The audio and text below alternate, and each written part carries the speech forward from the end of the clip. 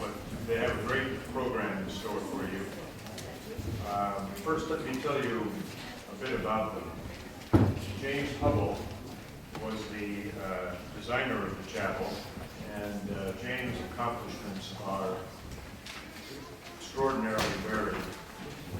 He became a stained glass artist, painter, a poet, and a sculptor before he began to design buildings. And his buildings have been said to integrate art and architecture into a building whole. Indeed, his works have sometimes, his buildings have been characterized as inhabitable sculptures. He has received many honors, including a special award from the American Institute of Architects for Craftsmanship. He has a studio and maintains his home in the mountains, really, east of San Diego near Julian. Don Jacobs was coordinating architect on the chapel. Don has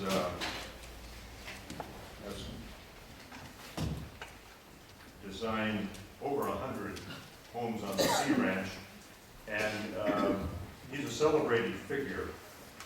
In the recent issue of the ICO, full-page real estate ad has at the very top, you can't see it, Don Jacobs Architecture, exclamation point. I think that says it all. He is now the chairman of a highly respected architecture and planning firm based in Costa Mesa, and has worked on many homes and commercial buildings and public projects. Thamby Kumaran, who's going to materialize here shortly, was the contractor on the chapel. He has specialized in handcrafted structures and brought together a truly outstanding group of local artists and craftsmen to complete the construction. Thamby had trained with temple carpenters in Japan, and he's had experience building boats, developing skills that, as we'll see, were well suited to the chapel project. He worked in the 1970s on the reconstruction of the chapel at Fort Ross, and his firm, Kumaran Design, has been responsible for constructing many homes and commercial and public projects. Bruce Johnson, sitting at the far end, did the redwood sculpture in the chapel. He was also a carpenter and the co-foreman on the project. Bruce's muscular sculptures can be seen in many public places, including the Asian Art Museum in San Francisco and the Open Museum Sculpture Garden. His work is going to be featured in a special show marking the opening of the sculpture garden at the Wells Fargo Center for the Arts in Santa Rosa beginning this June. The announcement for that show refers to Bruce's redwood sculptures as monumental and colossal. But I think you'll agree that there's always a touch of poet in his work. Thamby Kumaran, we just introduced.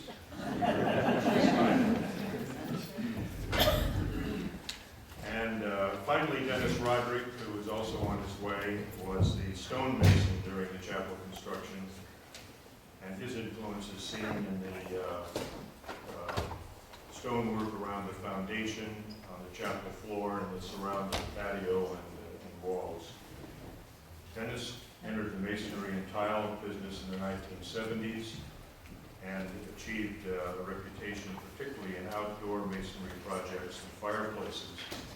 He then transitioned from stonemason to wine grower, and his vineyards in Anderson Valley now produce celebrated Chardonnay and Pinot Noir grapes.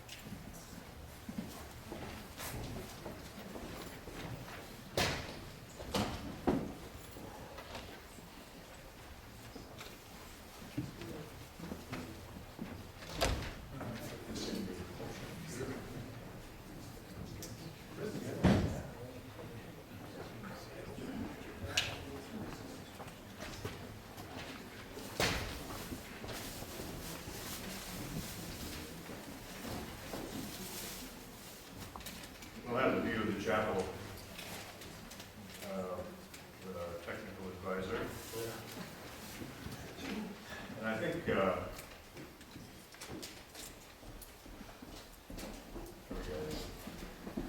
striking aerial photograph by Scott Simpson. Most visitors to the chapel, whether they love it or have doubts, I think would agree that there is no chapel or church or any other structure remotely like it anywhere. It's named in a book on the world's architectural masterpieces that you must see before you die. And in another work, it's called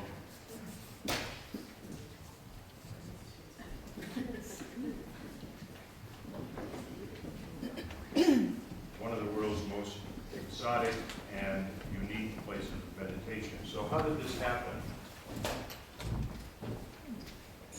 Through a series of events that in retrospect seem highly unlikely and indeed almost unimaginable. These events were triggered by the death of this young man of a heart attack at age 38 in 1982. This is Kurt Ditzler, who had been, among other things, a zoologist with an interest in ornithology, a Navy pilot, and an accomplished artist. At one point, he was technical artist for the Academy of Science in San Francisco. He believed that art is the intermediary between the physical and the spiritual, and did many drawings of bird life, sea life, trees, and hedgerows. Kirk died while sketching shorebirds at a cove in Point Reyes. Dennis Johnson. Roderick. Roderick. How do you do? R-O-D-E-R-I-C.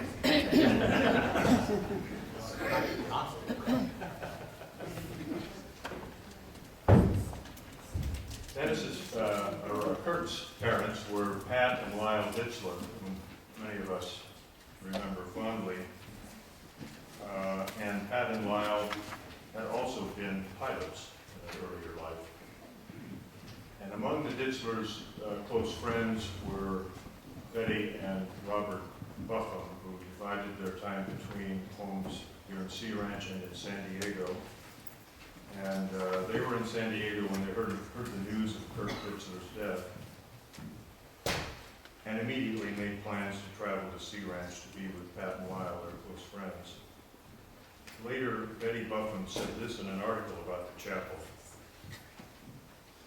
As we were packing to go north to offer our support in their sorrow, Robert turned to me and said, "What if we were to build a prayer chapel at Sea Ranch?" And in steps that we'll be discussing, the Buffums then proceeded to purchase the land, pay for the design and construction of the chapel, for the planning and installation of the landscaping, and to establish a substantial endowment for its upkeep and maintenance. Here they are, Betty and Robert, a little later at the groundbreaking for the chapel. And here they are, flanked in two separate images by Pat and Lyle Ditzler, their close friends. These photographs taken in the garden of their home in San Diego in the fall of 1985, just as construction on the Sea Ranch was being completed. Very soon, the Buffums were in touch with James Hubbell, whom they knew, and let me ask James to step in now and tell us about those early connections with Robert and Betty Buffum.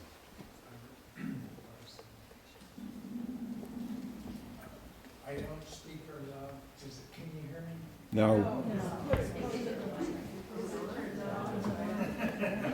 My wife's here, so she. Is that all right? More? Okay. Well, at that point, When was it? Beg your pardon? What's the date? Well, we're talking about Kirk's death in 1982 and the Buffin's initial conversation. I don't know if it was the rest of California, but in San Diego there was a lot of interest in Jungian psychology.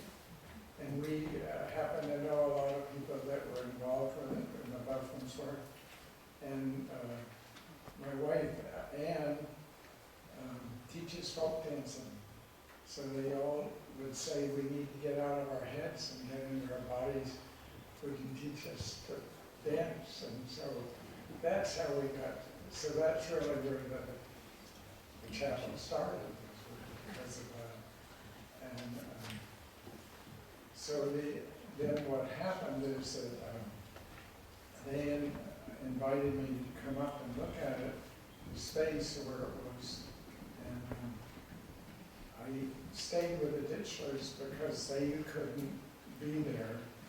And the work of their son was on the bed. It was twin beds, and the other bed had all of his drawings and things. And beautiful renderings of wings of birds and shells and things. So somehow I knew that the design of it had something to do with him. And that's why it has this quality of it like a bird, like it's taking off. The other thing, and Don reminded me, you can help me with that? Sure. Okay. Our site, we, You probably could speak up. okay. Yes, when James and I first went onto the site, we saw this tree that was bent over from the wind of Douglas fir with a comb at the top, very similar to the bronze comb at the top of the chapel. And we were looking at it and discussing it, and then we looked down, and right now where the ceramic or mosaic is in the chapel, in the center of the chapel, was a deer that had just died recently. We assumed it had get hit by a car, and walked up there and passed away. We looked at each other and said, "This is it. This is where the chapel should be." So that's where, how much more do you want me to? That's a good start. Let's take just a minute, James, while you're starting this, to tell us a bit about the influences generally on your design and artistry.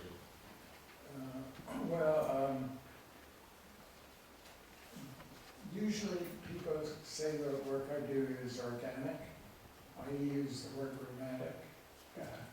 But just, probably all of you know this, but when one of the beginnings of the, what would you call organic, would be the craftsmen movement, in particular in England, and where they were interested in the land and the local surroundings and the materials being local and the weather. It was a way of kind of bringing everything together. And, you know, Frank Lloyd Wright is part of that movement. And what I do is also part of that same movement. Don, how did you get involved in this? Well, the Buffalo, I designed a house for the Ditzlers, and knew them very well, and I socially knew the Buffons, and they were living in a house in the cluster, in the clusters in a house that they owned there. They had purchased a lot, and we had talked about possibly designing a house for them.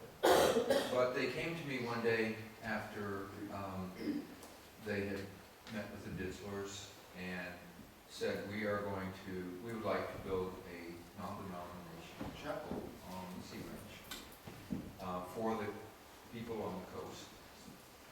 And we'd like you to help coordinate it, and we'd like you to work with our friend Jim Hubbell. And at that time, I did not know Jim or his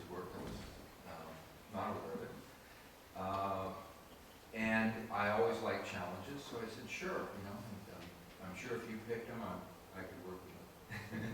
And from there, they said, well, we want this done anonymously. We don't want anyone to know that we're doing it or donating it. And you have to find the land. You have to entitle the land. You have to hire the contractor, handle all the project management payments and all of that stuff that goes along with it, and deal with the design committee and the coastal commission. And I said, well, I've never done most of that stuff. But sure, I can do that. I was always up for a challenge. Was there a budget on the project? You know, I asked, that was my next question, and I also said, well, you know, I don't know how to set up a fee or something like that. And I'll never forget that moment when Dr. Buffum pulled out his checkbook. He wrote out a check for $50,000, handed it to me, and he said, just call me when you need more money. I'm still looking for that next client. Yeah. And how did you come to choose the contractor? That was, you know, that was, for me, was very challenging because I worked with a lot of very, very talented contractors who were working on my homes that I designed at the Sea Ranch. And I'm sure they all would have jumped at the chance. And I was friends with them as well as, you know, good business relationships. But I just, there was something in me that said, you know, this project needs someone who looks at things differently than the typical contractor. And I had never worked with Thamby. I had heard of him. I was asking people, and his name came up, and I heard of his background, and then I heard that he was well connected with talented artists and artisans, and I knew that was going to be an important part of it. So I gave him a call. And he didn't hesitate. Thamby, why did you accept this invitation? After a brief description and a fresh discussion with Don, we didn't know each other well. It took me about 3 nanoseconds to say yes. Thank you. I'm very grateful to Don for that call. And why did you accept? What was it? What about it appealed to you? The first thing that struck me was that the nature of the project from the Buffums. The fact that it was conceived, created through the design, building, and the endowment, that it was going to be very special because it was well thought out. And more importantly, the fact that it was for people on the coast, and as we have come to see, people from everywhere. Their intent to make a prayer and meditation chapel for each of you, all of us, for all of us to use and find inspiration. That was key, as far as I was concerned. If there was a type of project that I would jump out of sacred space, I can't think of a better use of the skills of everybody who worked on it, you know, forever this way. Sacred space, that says it well. Let's move into the early stages of building that sacred space. So that's the, I'll ask Dennis in a minute to tell us what's going on here, but the excavation site, Oh, boy. yeah. Oh, boy. Limestone. Oh, boy. Now, here we've got, on the right, the guy with the cap and the beard. Who could that be? I think that's our friend Thamby. And on the left is, who's that? We decided that was Will Cooper? No, that's Dennis. Yeah? Yeah, that's one of those hats. That's Dennis, all right. That's Dennis. And, like I say, I had no goatee, and my hair was kind of red. And here we are. Oh, boy. So, Yeah, Tommy's truck and my truck was pretty new. It was a 78. I bought for 7,000. Four-wheel drive. And, yeah, that's really something. Oh, my God. That would have been like the first weekend in October of '84, because I remember I presented Tommy with my first invoice on the 8th of October. Charged for installation of the block. And I recall, I mean, I showed it to him today. It was amazing. I pulled out of my archives this group of photos and things like that that I've been, I don't know why I say it, but I do. Including it was my 8th grade report card. Crafts person rather than an attorney. And so I did that, and did you do the flagstone as well? Yeah. Yeah, Oh, yeah. yeah. But, yeah, that was and this is just super. I don't know who took this photo, but this is really something. I'm just so pleased to see that. But yeah, what a project. There were 12-inch blocks, the big heavy guys, and I don't remember exactly how many truckloads of concrete we poured for the footing, but it was a lot. And we put the steel in. I thought we were going to use almost stainless steel everything in there so it wouldn't rust, but we went for steel. Were there any issues with dampness or drainage on the site? Well, no, basically we had no water. So basically we dug a little trench and then we put like a gutter in it, and we were able to fill up some drums so we get our water for our mortar. And as it rained more, we had more water than we could possibly use. And sometimes we had to park quite a ways from the project to get into work. But that was a real wet winter. That was a really severe winter.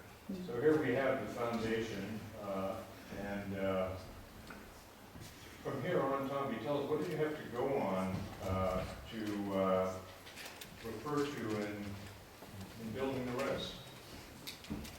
There are two parts. First was the permit drawings that James created with his engineer in order to get a permit. And this helped us do the foundation, the block wall you're seeing. You see a little bit later a teepee shape. From then on, we utilized this extraordinary model here that Jim produced, that we used all during the course of the work. And that was our key. The drawings that we had to work with didn't go into the detail that this model has. Its shape, form. It was priceless for us to be able to execute the work. And this is sort of a hallmark of James' approaches. I've discovered, it's been said that you cultivate an almost democratic process in executing your designs, involving co-workers and working out details. Can you tell us something about that and your thinking behind that? I think I have this idea that we don't do anything alone. And if there's somebody that can do it better than me, I'm glad to have them do it. And luckily, I can't imagine a better crew than I think it wouldn't have worked for almost anybody else. I think that's what I'm really grateful for, and for the chance to, I'm not really into talking to the groups, but this gave me a chance to thank these guys and also the community. Were there the typical material specs on this program? There were a foundation, so to speak, of material specs. But for the rest of the building? For the rest of the building, there was a great deal of innovating, working, with the crew and Jim in order to create the shape and execute the work. Okay, we'll see how this started. Early days, and here's the guy with the red beard again. You recognize, is that Bruce on top? Or? No. No. And you get a sense of the beginning of the curves. Here, here's the guy in the red beard with James. And here with Don, Thamby, and James.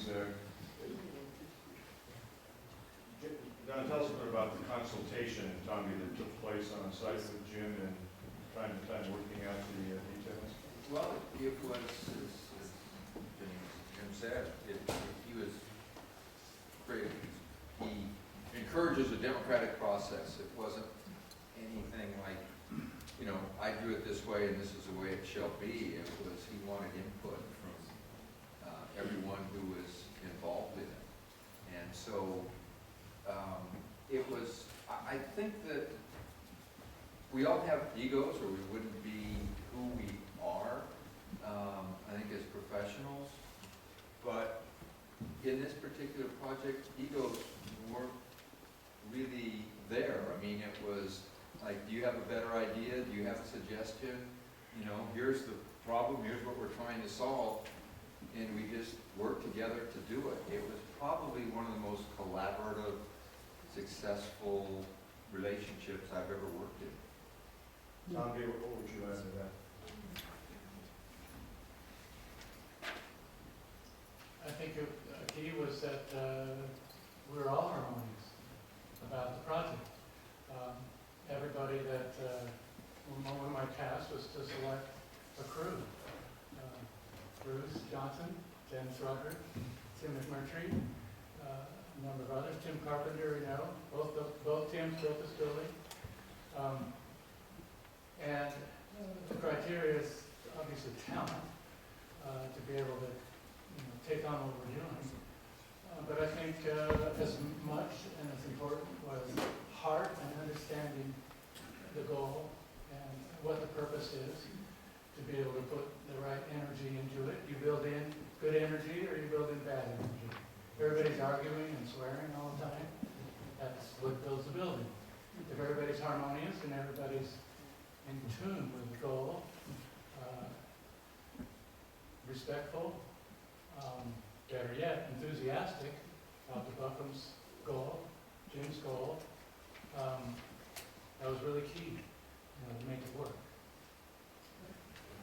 One of the things I think is that if you're doing something in life that you really want to do, but you don't think you can do it, it's really fun.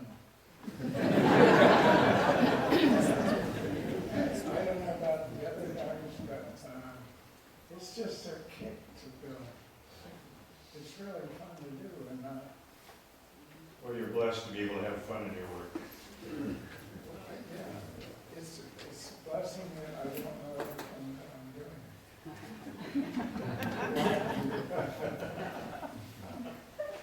Moving on, you can see the shape developing. And here's sort of a contrast in aesthetics.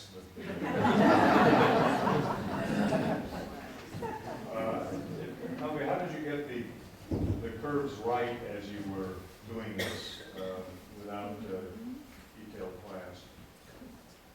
Give them up. Well, the first is the model that we had to work with. Pick it up. And that to them. And the roof. Comes apart. First is the model that we had to work with. It's everything. And right along with the model are all the people that we worked with together. Everyone had particular skills and talents. Bruce's talent is as a sculptor. Bruce can see three-dimensional shape almost as well as Jim. And Bruce is key in developing the shape. that we had the model and its shape, we quite often, took that model, took that roof, took it out in the meadow, put it in front of us, eyeballed the roof of the model, and then eyeballed the roof of the chapel as we were building it. And we would adjust and shape and change. It's not sculpting like you carve it away. It's additive with small pieces to make it this shape. Bruce, what's your take on this process? Yeah, it was just, we worked a lot from a model. I think it's a nice point at this point to describe how when we were trying to build the eave lines, where it's compound curves and everything, we took the model of Gab D, who used to take drawings, hang them upside down, and hang a chain for an arch that would support a large chapel would stand, and then he'd hang weights on the chain to basically equal the weight of the building above it, and it would pull the chain into a catenary arch. And that was, like, he uses sort of very simple, mechanical way to establish a curve. In this case, we could look at the model and figure out, well, we could trace the drip line, and then we stood poles at the drip line, and then we hung ropes attaching to the poles, and then we just sort of adjust them until they look pretty good. And then we build the roof to the ropes. Tim Carpenter commented on this. Tim was co-foreman on the project, and he's in the East. Couldn't be here today, but he wrote about this very project and said, "None of us mastered this activity quite to the extent that Bruce Johnson did. While Bruce is an accomplished carpenter, he is also a sculptor, and he possesses an uncanny ability to look into a blank space and see a shape. He became the Svengali of the curve."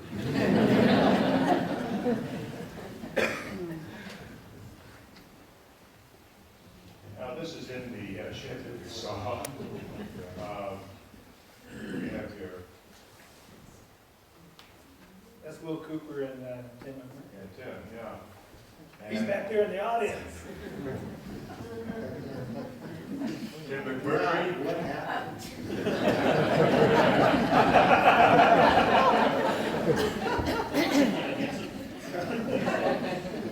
And here are the three of them demonstrating they're having fun. And the group in the front, and we identified this lineup. Kevin Carpenter, Richard Patterson next to him on the left, Bruce standing up tall, and Dennis in front of Bruce, myself, and then Willie Cooper on the right. Thank you.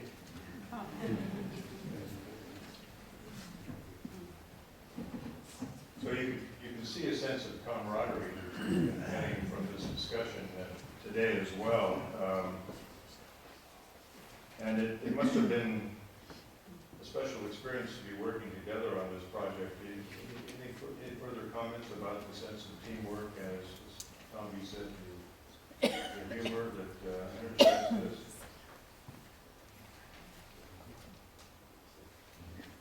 I love pictures like this, it sort of looks like those old logging pictures,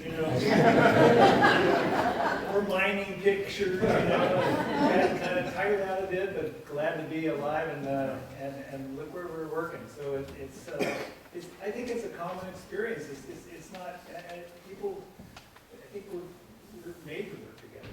Building the railroad through the Sierra Nevadas. Yeah.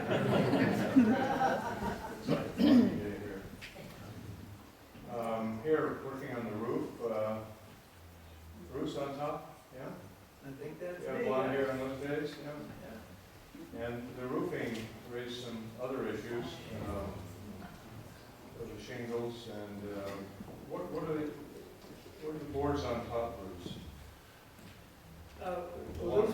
We actually resawed boards just like shingles or so on. And I noticed on the new roof restoration, that split stock up there, it's a much better choice of materials. I think they did a really fantastic job of creating that. What kind of wood was that? It's all good, Redwood. above, and then cedar shingles below. And who took the lead on the copper work for the ridge? I think I demanded it, that I could do that. No, it was, I remember that this shape, the very nose of it started looking like some part of an old, rounded over, I don't know, Chrysler or something, you know, big fender level there, you know. But we were trying to, it was, so Jim gave me instruction. I want to have this feeling like something's pushing up through the roof, and you can feel the energy and the strength of that coming up through the roof. And then we just did our best to follow that direction. How would you do it? You know? The shingles don't look like they come off the shelf. How were they, the shingles themselves, cut and then laid on all these curves? Thamby, can you speak to that? Well, we have multiple layers, and many were able to be used just as they were in the rectangular shape, but so many had to be adjusted and shaped and turned into triangles and other sorts of odd geometric shapes in order to wrap through and around the project. There's a process with shingles on compound curves like this where you pour water on the roof and you watch how the water flows, and you turn your shingles to follow that direction because you don't want to turn shingles sideways to the flow of water. So, again, just some empirical evidence. This is not like the typical flat rectangular roof.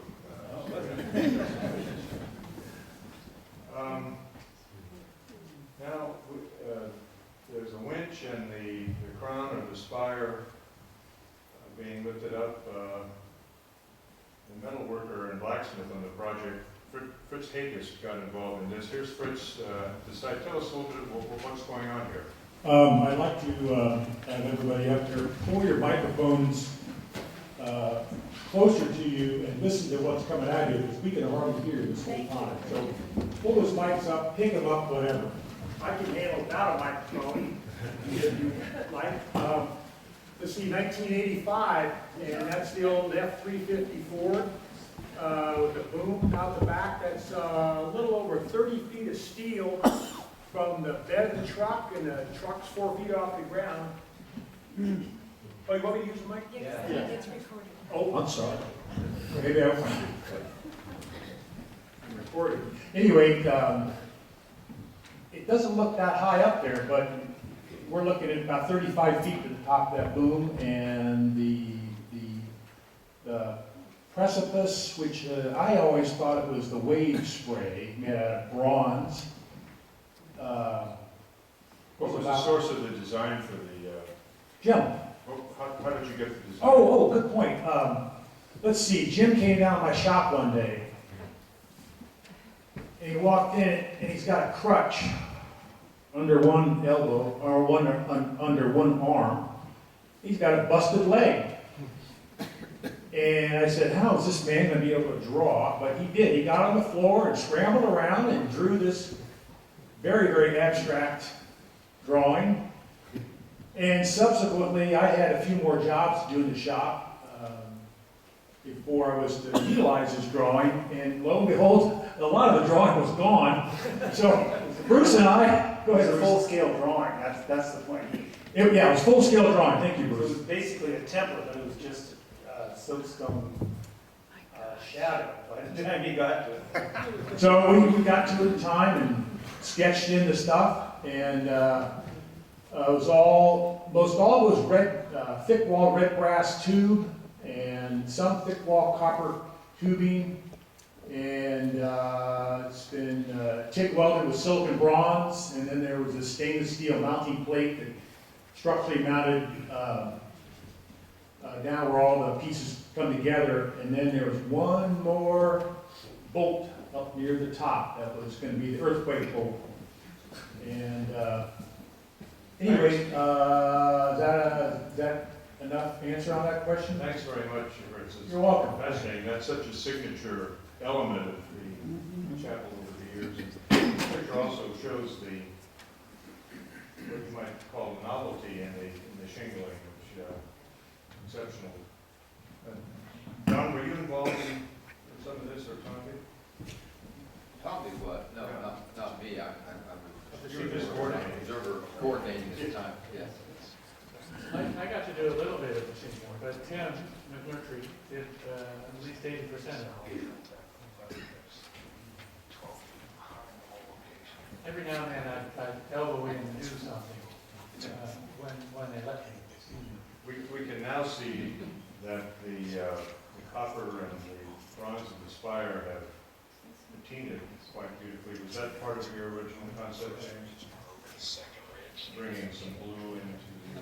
Yeah, one of the contracts. I thought we might take a minute to kind of circle back to the pre-construction process with the county and with the association, just to fill in some of the details, which are, I think, interesting. During 82, 83, and early 84, there were many, many conversations between the Buffums, officials of the Sea Ranch Association, and others about how to set this up. And it was worked out that the Buffers would purchase the 3.5 acre parcel as the site for the chapel, with the property to be vested, the title to be vested in the association. And it was necessary to get permitting and rezoning authorization from the county. And there were considerable delays in working through all this. Don, I think you assisted centrally with that. Can you tell us a bit about that? Yes. As many of you may know, firm Brelge and Race in Santa Rosa did all the original civil engineering for Sea Ranch. And so I had worked with them, and worked with a lady by the name of Sue Nelson, who was a principal there. And she was, she knew what to do at the county, which is what we needed. And so we made our application for rezoning from a forest preserve, timber preserve, excuse me, to a use for the chapel. And it had to go before the planning commission. And when it was to be heard by the planning commission, I talked to her and asked if I needed to be down in Santa Rosa for the meeting. And she said, I don't think so. She said, it's on the consent calendar. I've gone over it with the planning staff. They have no issues with it. It'll be a slam dunk, but I'll be there just in case. Well, all the best laid plans can go awry when some supervisor looks at it and sees that it's someone from Southern California who is probably going, which is probably the worst thing that could have happened.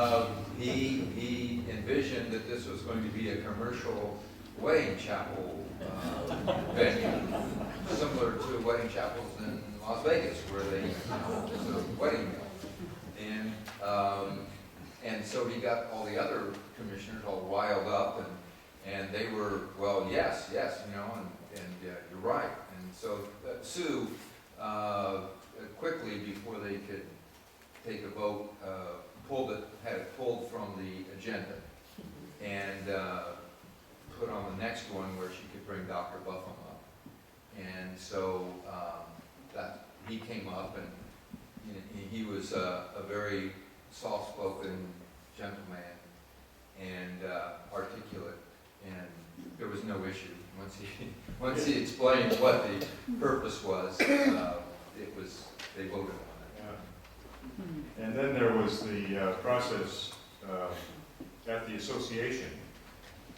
The initial resolution of the association board in 1982 approved the main outlines of this projected arrangement and provided that design committee approval will be required. And the agreement between the Buffums and the association stated that the chapel plans will be in accordance with established design committee policies and procedures.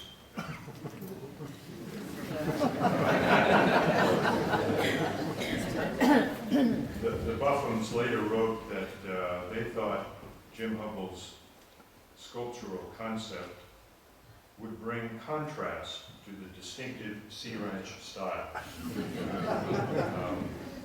Somewhat of an understatement, maybe. In 1984, Jim's plans were submitted to the design committee, and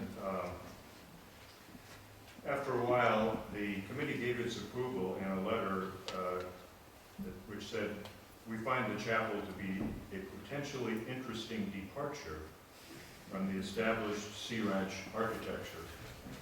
The letter was signed by Obi Bowman, an architect who's done a lot of work up here, who was then on the design committee.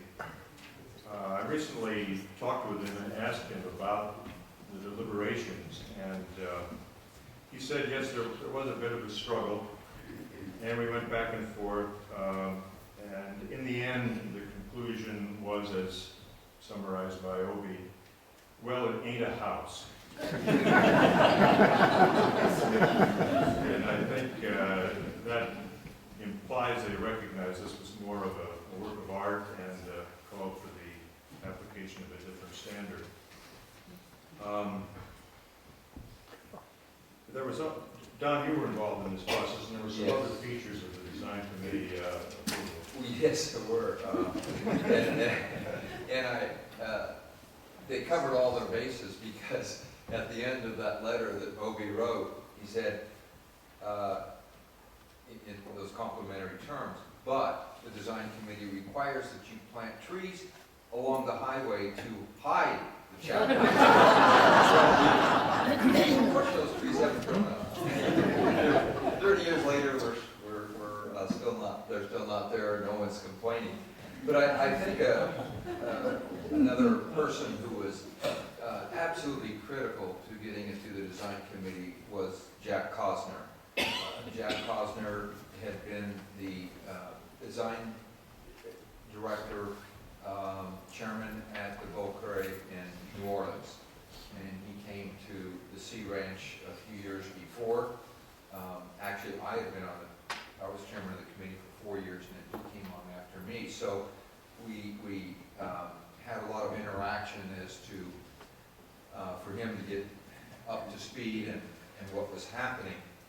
But I think if Jack had not taken the lead and seen the vision that Jim presented and that the Buffums had, it would never have gotten to that committee.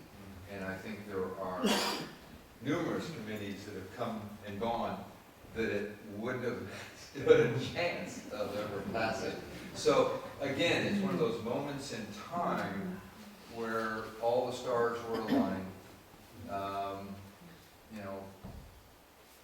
with all of us being involved, being part of that. And that was just another part of it, Jack's involvement to shepherd it through. I think there was also an issue at the association presented by the Buffums' desire that the chapel be available not only to sea ranchers but to the general public. Do you remember that? Yes, well that came up at the end when the last walkthrough with Mary Allen, who was the executive director of Oceanic Properties at the time, and the Buffums were there, and in conversation they said something about, this is great, this is what we wanted for the whole coast, and she said, no, it's not, it's for sea ranchers only, not for anyone else. And they said, no, that's not the way it was intended, it's for people on the coast. And that started a big deliberation, and the three of them walked off, and I kind of went the other way because I figured there's only three people in the world that are going to be able to solve this, and that's the three of them. And there was some back and forth for a while, but it did get resolved. But it was just one of those, more of those hurdles along the way that you have to deal with. And It was a significant issue, it seems. oh yes, It seems surprising today, but some interesting material in the file showing that over a period of almost a year, the Buffins said, we're not going to create this endowment if the Sea Ranch is not going to be open to the public. And there was a lot of maneuvering involving the establishment of the Sea Ranch Foundation and other issues that we don't have time to go into in detail. But in the early days, this whole project was not without controversy. One unidentified sea rancher sent this note to the design committee after the chapel had been constructed. Quote, "You must be kidding. A design committee that approved this atrocity has no capacity to judge good design. We and architecture critics laugh at your credentials when you approve such an LA grotesque." So there was that vein of thought. I haven't seen evidence that it was particularly widespread at the time, but there was a certain amount of disagreement as folks began to become used to having such an unusual building on the Sea Ranch. Bruce, I think on top. Tim? There you go. Another view That's of beautiful. the spire, which is such a signature. And the boulders. Yes. This is Dennis's department. How did this all come about, and how did you move these boulders around and get them in place? Initially, the foundation boulders were the big ones, and they were. Louder. Very Oh, there you go. Let's see.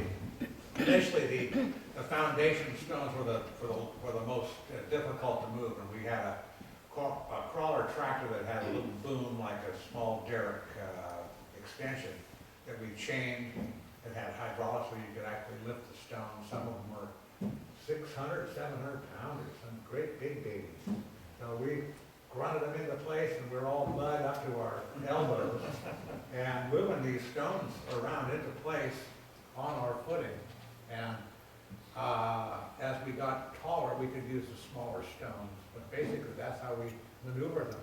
And then at the very end of the construction project, that's when more of the soil was pushed back up to cover some of those larger stones. We said, oh, too bad, because they were some beauty.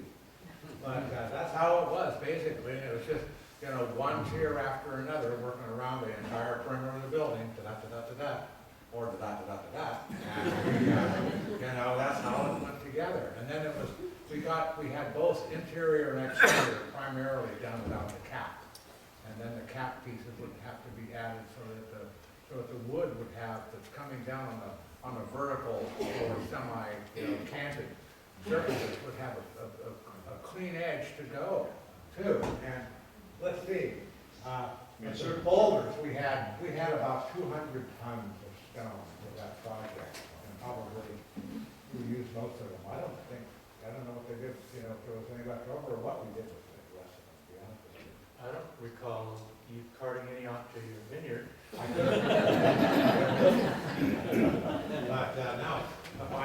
I'll tell you what, that silver and gray truck that you saw in the initial photo, I hauled to Mendocino from the Bay Area, 8,800 pounds in that half-ton pickup truck.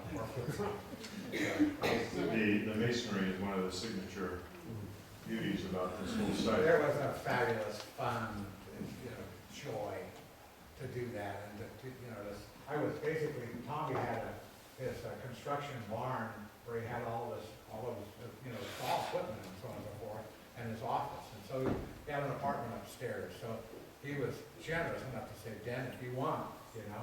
Bring your sleeping bag and, you know, your cans of tuna fish, and you can make your own, you know, lunch and stay there for as long as you like. So I think the project only lasted less than a year, but I think I was there closer to 5.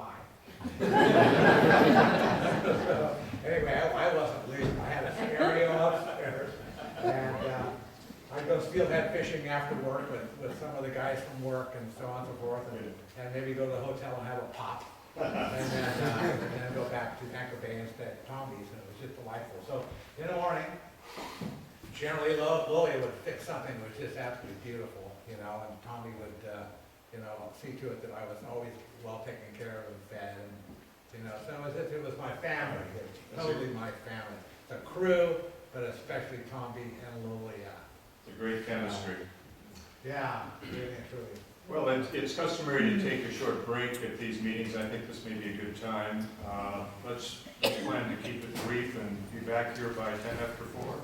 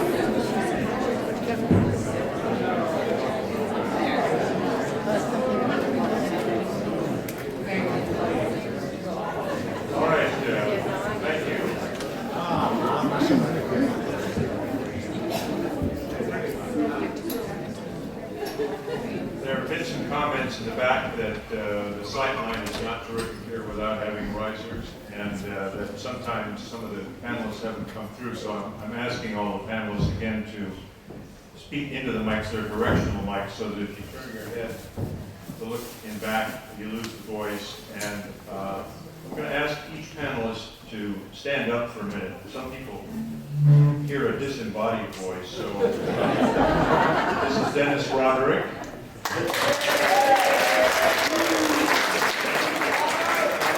Thamby Kumaran, James Hubbell, Roderick, and Bruce Johnson.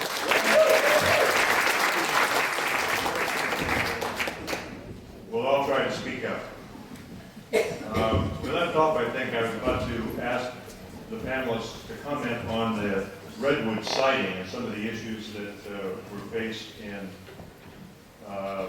holding that in place. Thamby, why don't you start with that?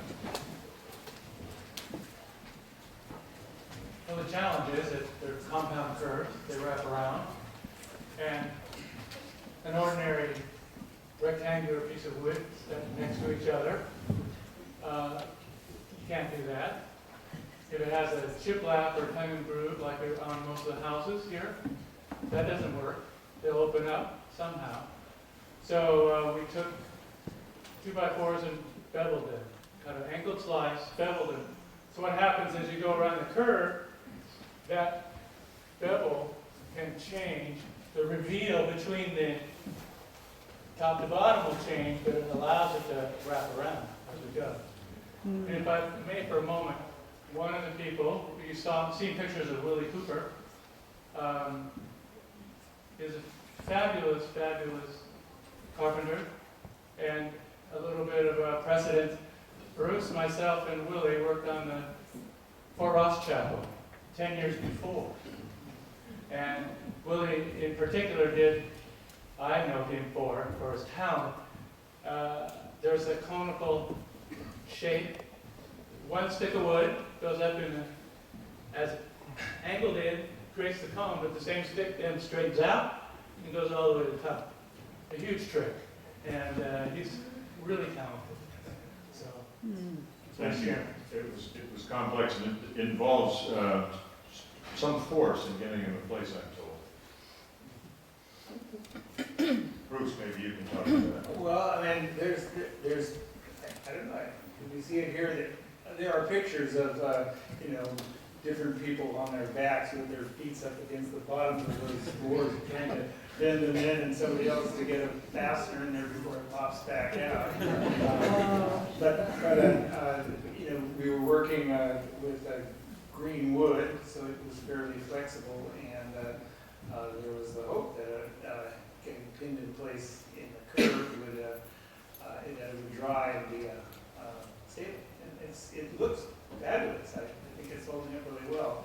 And I noticed, I just picked up the model, you know, I think all of us on the crew thought, well, we invented this baleen siding, you know, but if you look at the rendering on the edge of this model, all those lines are scribed. So maybe Jim invented it and didn't tell us about it. But so thanks, Jim. Well, Jim's the source of a lot here.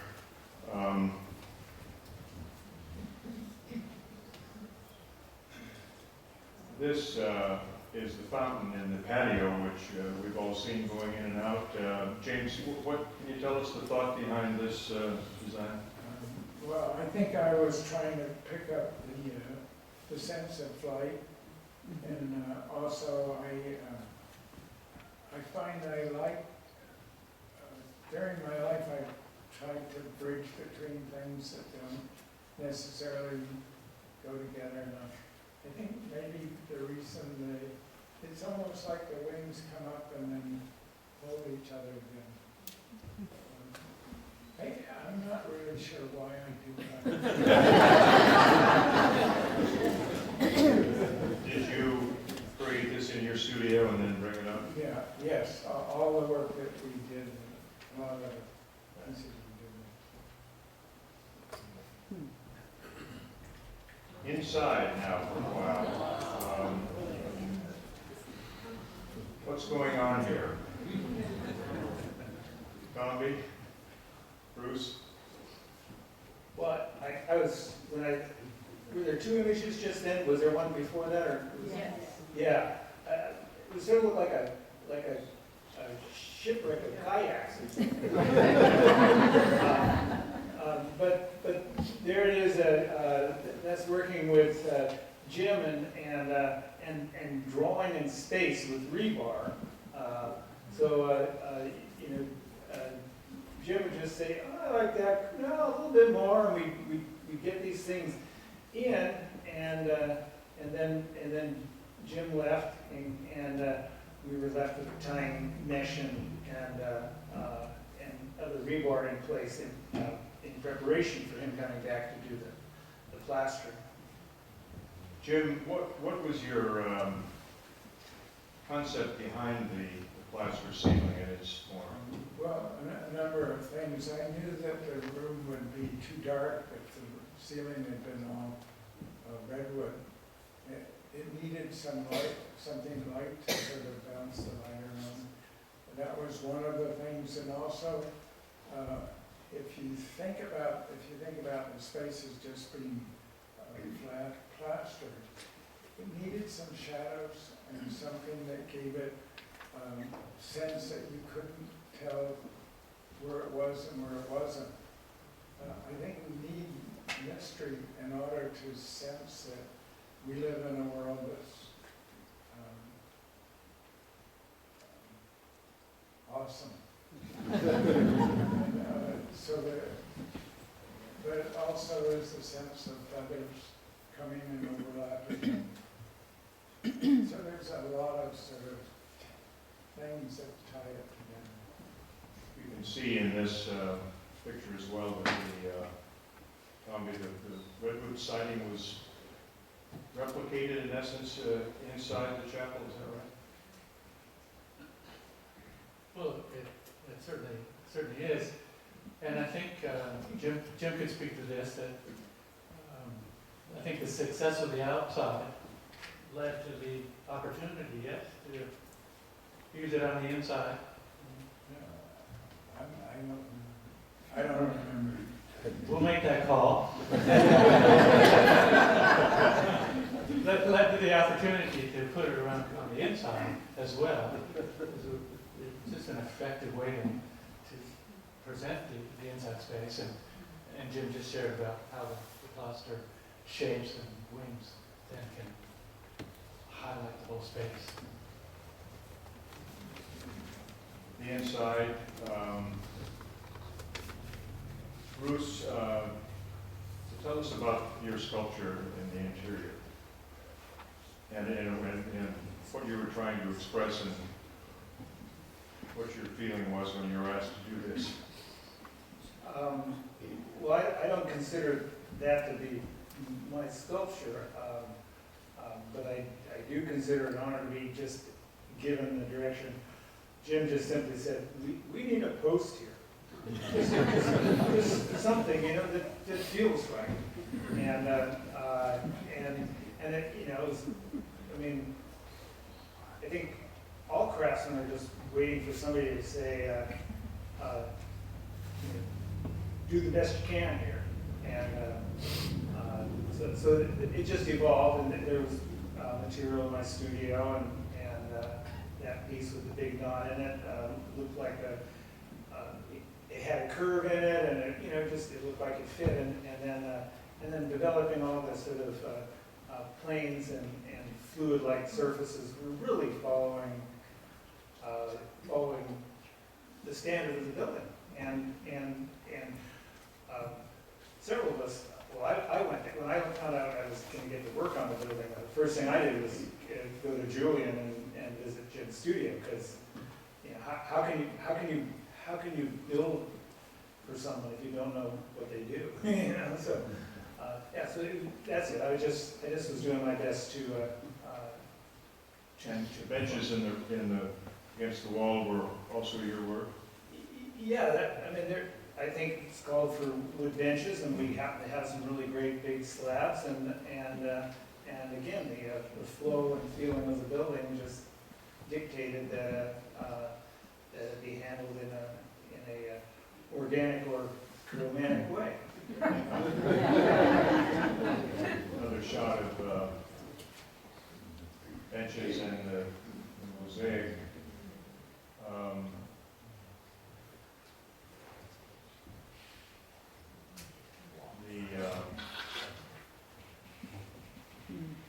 Jim, this is the prayer desk with your design, I think, but how was that executed? Is it done on site? I can't remember. Yeah. I think we did the wrought iron, and I designed the kneeler, and then Mrs. Buffin did. Right. This is the needler with your design, and I think we've learned that the needlepoint was done by Betty Buffalo. Yeah. Is that right? And this urchin is right next to the prayer desk.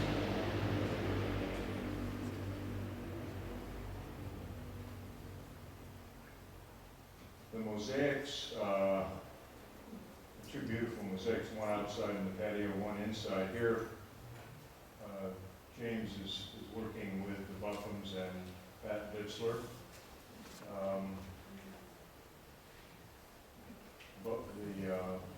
Hubbell's son Brennan is there, and Pat's grandniece Edie watching. And here again on that front mosaic. James, what is your process in designing and installing the mosaics? Well, it's not always the same, Yeah. but it's a place, the mosaic is something that is not too difficult to do, and I probably made the drawing and gave them the tile, and then they just did it. It looks like some of the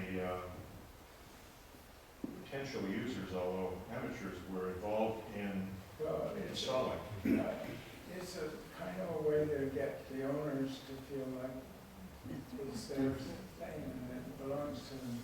The thing about Bruce doing the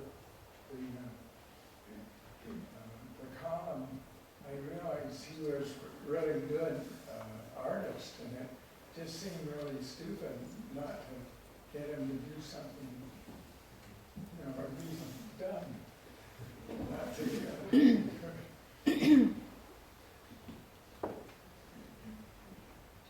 And here's, the mosaic's much more beautiful than it appears in this picture that has completed. And the window, the front window, Thamby, you talked about some issues in framing that, and making it waterproof. Can you tell us a bit about that? I had, and you all have had experiences with the winter, especially when there's a storm and the rain's going horizontal and 70, 100-mile-an-hour winds, and it's hard to keep the water out under those conditions, whether it's our home or even if we have a rain jacket on. So this was really critical since it faces right into the primary direction that the weather comes from.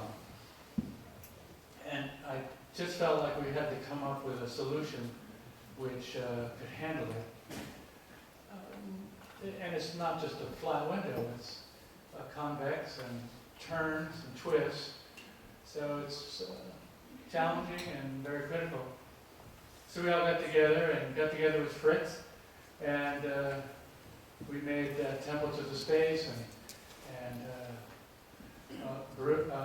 Bruce got it down there, and Fritz, with his magic with stainless steel, welded complicated shapes of a cross-section that would shed water and get it to the outside, keep from going in, and welded it and in stainless and brought it up and installed it. He did an extraordinary job, and I haven't heard, nobody's told me, maybe that's just as well, that it doesn't leak. So.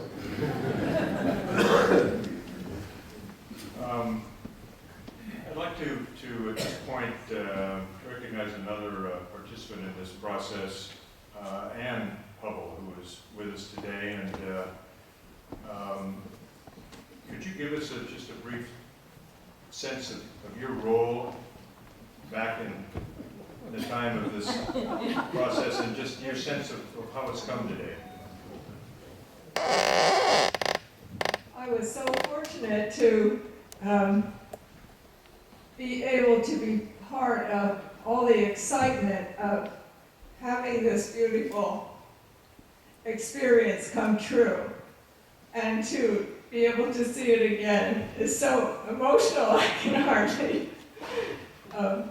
tell you how appreciative I am of Sea Ranch to have had this lovely experience born here on the coast to help so many people.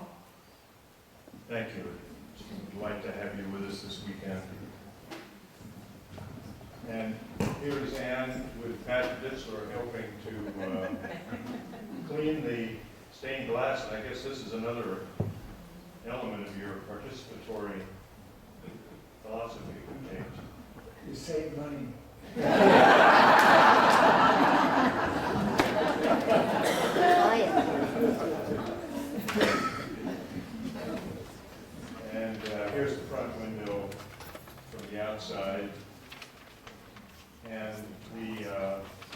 entrance to the chapel, which to me has always been a moment of drama. Bruce, you had a comment on the entrance in this very small building. That's exactly it. The entrance has a certain grandeur and a certain clarity that you know, you're entering a sacred space. But the grandeur is and just technically to get that sense of scale from an entry to a building that's so small. And then similarly, to enter the building and find yourself in an intimate space that's seemingly unlimited. I don't know how you did it. Yeah, I don't know how we did it. Yeah. James, how'd you do it? Don't ask me. It's a beautiful part of this. This is the window on the side, and the rear over benches made by Bruce, and then from the back over the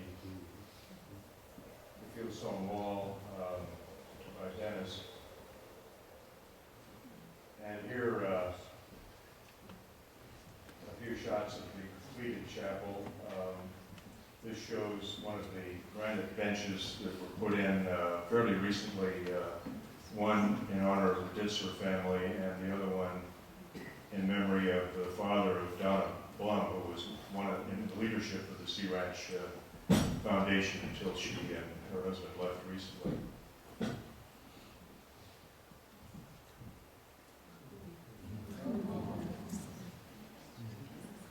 And today, with the new roof, let's pause and see if there are any questions from the audience at this point.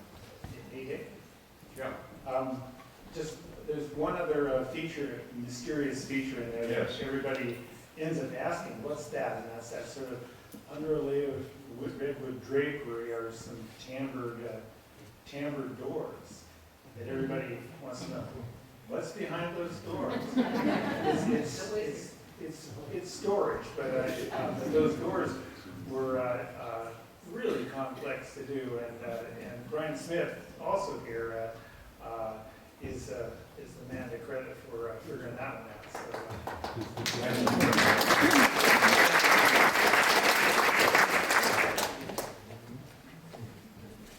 Yes.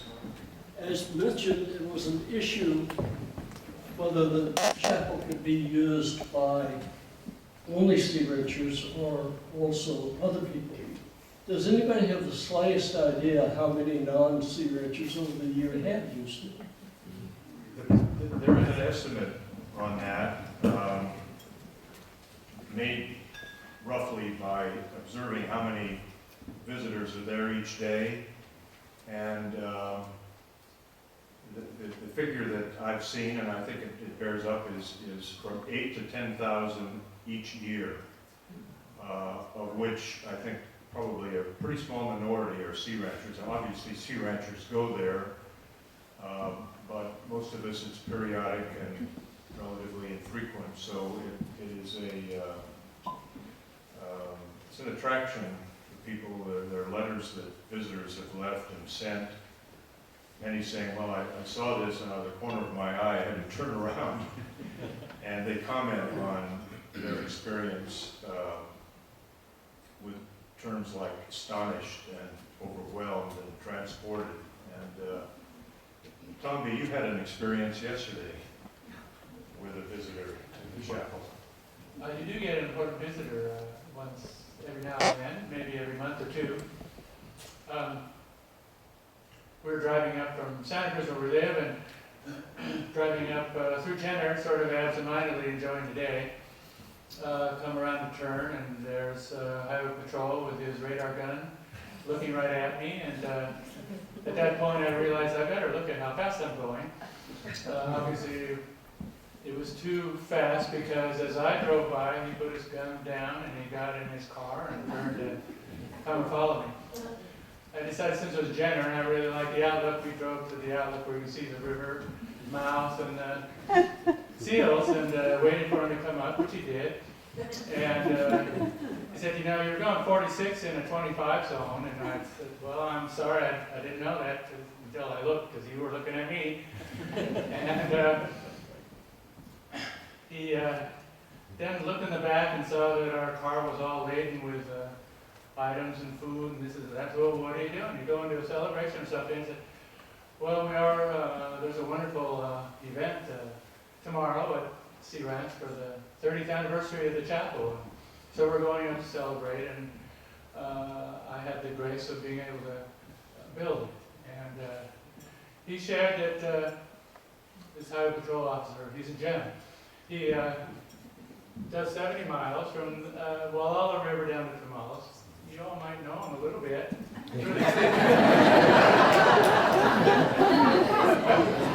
really a sweet guy. And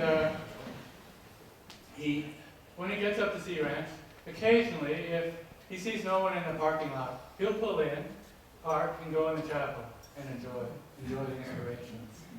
If there are people there, he wishes he would go, but he doesn't, because he's in full uniform, so he doesn't want to get people excited about what he's saying. And then after that, he said, well, just let this be a warning for you. So there's grace every day. Well, there are lots of visitors, and in addition to these chance visits, there have been many weddings, baptisms, memorial services held in the chapel over the years. Another question? Yes? What were the thoughts behind the color selections for the glass windows? The color selection for the stained glass windows? Any special thoughts on choosing those colors?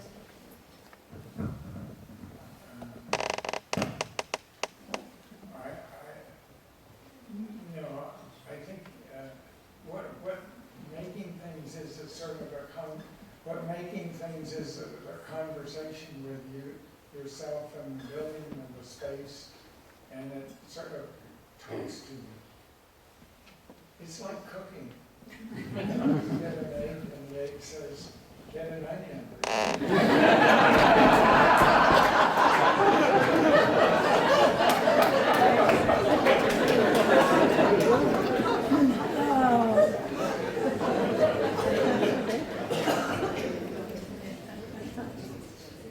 Yes? Jerry Erickson, who was the caretaker for many years at the Oh, yes.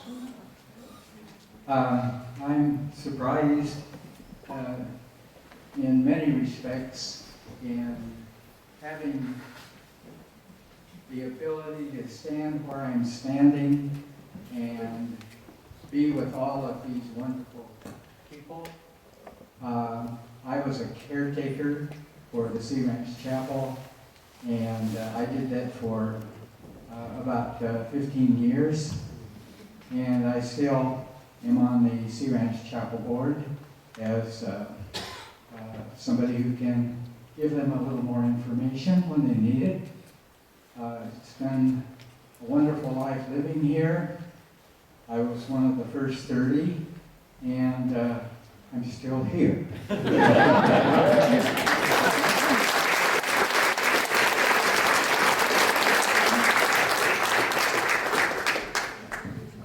Dick, if I may mention Yes. something, you know, it may be true that a lot of sea rangers don't stop, but sea rangers drive by it every day, and they see it.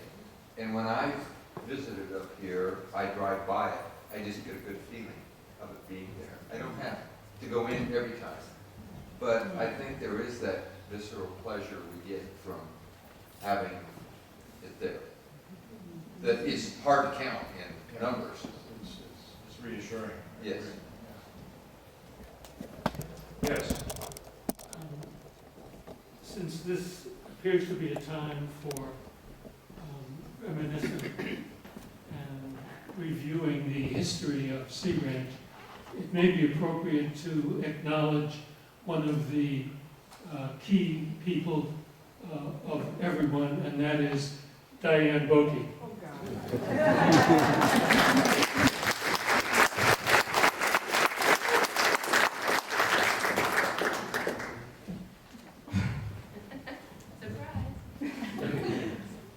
Well, all I can say is, I love this place. I get very emotional. And it's wonderful to have such a gorgeous thing amongst and in our environment for us to enjoy. And thank you all so very much for your initiative. And I know that Al really loved this little building. And we were in it many, many, many times and enjoyed its beauty. So thank you. And thanks to everybody who loves the Sea Ranch as much as I do.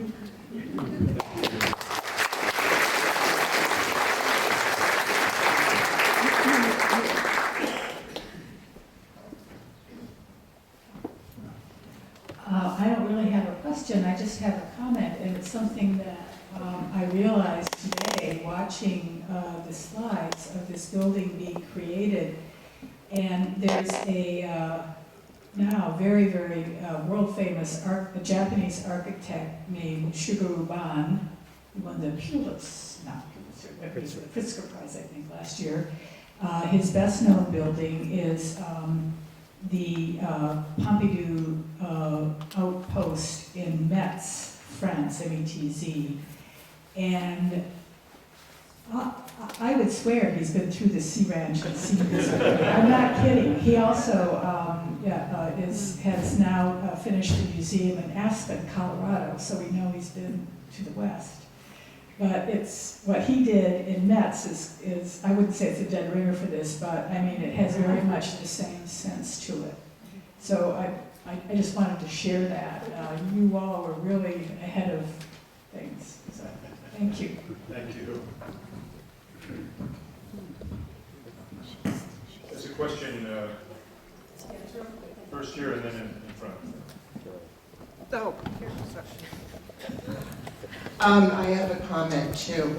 I love the chapel, and I know there was a lot of controversy about it originally, but I do weddings there and memorials there.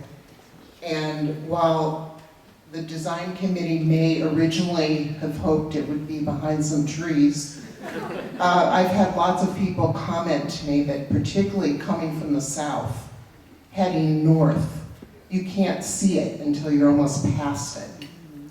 And it would really be great to have a long view of it. So maybe it's time to cut some trees.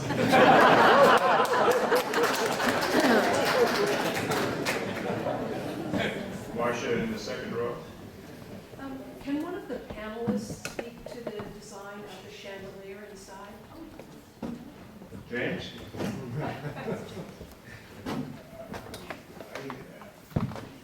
Eggs and onions.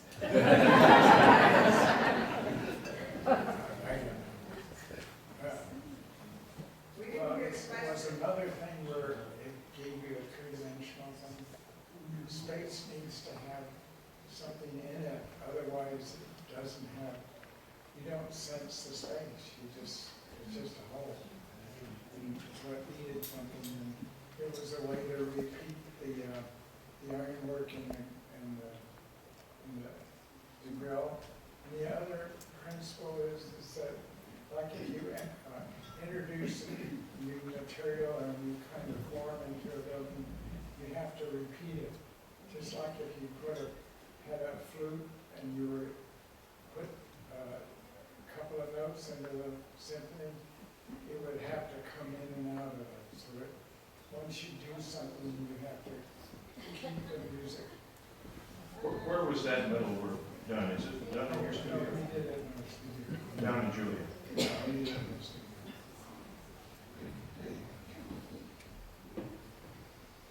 Dick? Yes. This might be a good opportunity to talk a little bit about the Sea Ranch Foundation, and I assume the Chapel Foundation. It was funded by the Buffums, an endowment form, but of course you take donations. Just talk to us a little bit about the financial aspects of it. Well, that's true. The Buffums were exceedingly generous, and they, as I said, paid for the construction, the design, the landscaping originally. We don't have a clear fix on exactly how much that cost. They didn't want to take credit. There's a figure carried on the association books, a sort of contributed capital figure for the chapel of $298,000, which even in 1985 dollars seems a little low. We don't know what they paid for the site, but we do know that later they established an endowment of $350,000 to underwrite upkeep and repairs over the years. And there's a management agreement under which the association agrees to do the caretaking and security and cleaning and upkeep, and for that they are reimbursed about $25,000 a year for their services by the foundation. And there are other costs for maintenance and repairs. Recently, the roof, after 30 years of North Coast weather, had to be replaced in a very painstaking process. That was expensive. The renovation of the front window, which was done about 10 years ago, it had developed some cracks and infirmities, and it was repaired, and the foundation paid for that. So that the endowment has been diminished significantly as a result of some of these renovations that happen in a 30-year-old building in this climate. And there are other needed renovations pending. The other windows need strengthening. The siding, we're told, needs to be refinished. There ought to be a new electrical wiring put inside and out, and there are other things. So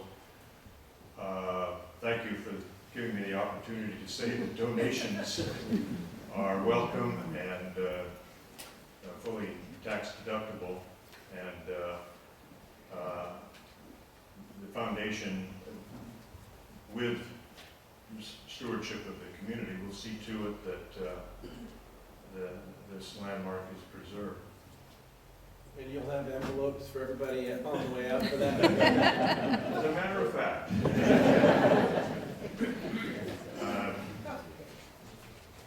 Any other comments or questions from the floor or from the panel? I just want to mention one person who put a lot into this as well. Is George Wickstead, who many who have been around Sea Ranch have known of him for years. He was a friend, a mentor. He was head of the design committee for many years. He jumped at the chance also. He was also a friend of the Buffums, a close friend. And he jumped at the chance to help on this. And although his role was not as spectacular as what we see here, he's the one who made the decision, or made the suggestion, and we agreed with it, that the driveway should be as long as possible in the small property we have, so that you're speeding down the highway and you have a transition before you actually get to the chapel. Excellent suggestion. He also was very instrumental in helping with the soils engineer and the civil engineering, working all of that out. I went through the file yesterday, and it's very thick on all the stuff that had to go back and forth, because it was there was a lot of water coming down the hill that we had to, not when we dug the hole, but but just in seasonal water, it would, a sheet underneath had to be accommodated, and so he spent a lot of time on that. And it's interesting, the tree, when the chapel was being finished, the firehouse was being built, which Dan Levin and I designed next door, and they were wide open to each other. That was an open field.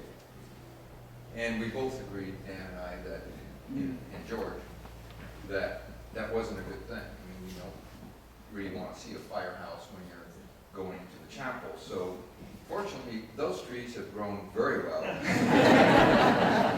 Unlike the trees that were supposed to be in the front. Thank you for that. The landscaping and the site remain central to the magic of the place.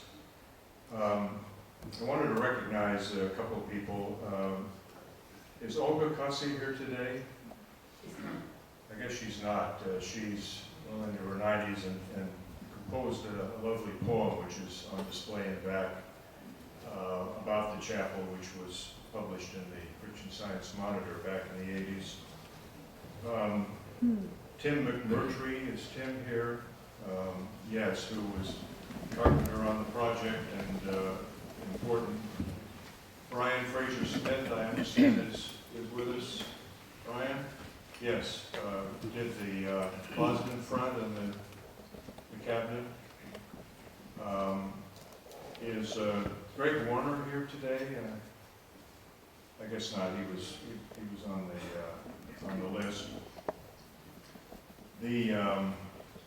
Also like the members of the Sea Ranch Chapel Foundation, just briefly to stand up so that we can recognize those of you who give so much time to this enterprise.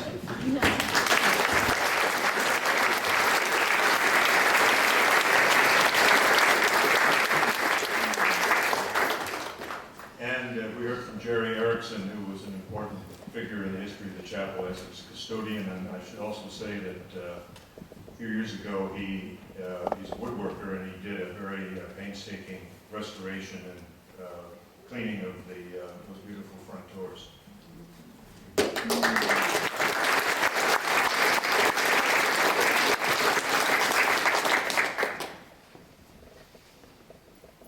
Finally, one of the aspects of the chapel's power to inspire that I've been struck by is its force in prompting vivid figures of speech by writers as they have struggled to describe the chapel. And I thought I'd leave you with a few. Moving through a meadow like a wave of wooden shingles, firmly anchored to the ground, yet it floats like a pine needle that dances across the meadows being blown by the wind. The chapel evokes a butterfly that has alighted on the low, retaining wall of rocks. These are not the same writer, but from different angles it looks like an abstract pyramid, a mushroom, or a bell with a wave-like tilt. Like a bird held in the palm of a hand with feathered winged exterior. The feathery bronze spire adds to the feeling that the entire structure might fly or be carried off by the next gale. The chapel resembles a fluttering object that has alighted in the meadowland and between the ocean and the coastal mountains. A UFO that was summoned here and may one day take off again. Well, let's hope not, but the chapel has certainly inspired vivid imaginations over the years. Thanks to all for coming. We found recently a copy of a very thoughtful statement about the concept expressed in the design of the chapel. It was prepared by James Hubbell for the dedication of the chapel in December of 1985, and copies of that statement will be available on the tables as you leave. Let's give a big thanks to our panelists.